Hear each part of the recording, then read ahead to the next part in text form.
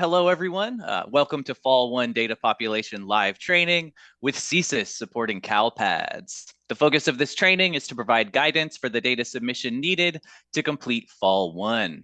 We'll discuss student profile file types, online maintenance and batch file submissions, and the resolution of validation errors.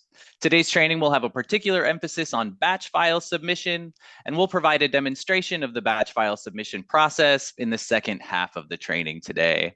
My name is Matt Clark. I'm a trainer here at CSIS, and I will be one of your presenters in this session. Also presenting will be Kyron Pagulayan, and my colleagues Slyman Ahmed, Marshall Isbell, and Nathan Holmes will be operating in the background, providing any additional support we may need via chat. This training is set to last about 3 hours, and we're going to aim for a break around the midway point. All right, let's go ahead and get into it. So this training should be attended by users that are new to CALPADs and by CALPADs data coordinators. Experienced users may attend as well and treat this session as a refresher. If you are new to CALPADs, we strongly recommend that you also attend the Fall 1 reporting and certification training to gain an understanding of the Fall 1 certification reports and the certification process. The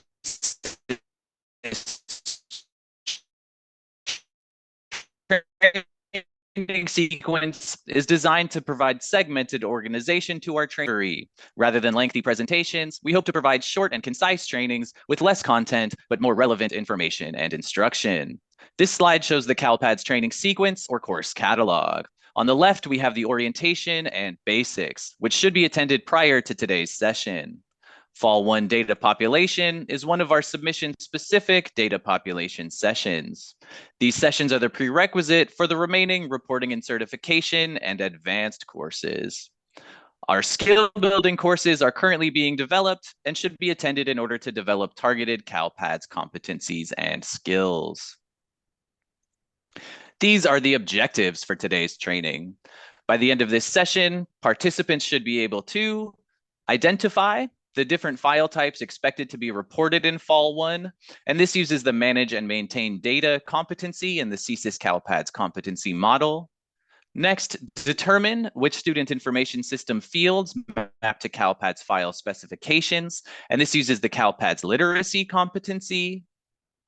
Perform the submission process through online maintenance and batch file upload, which uses the manage and maintain data competency.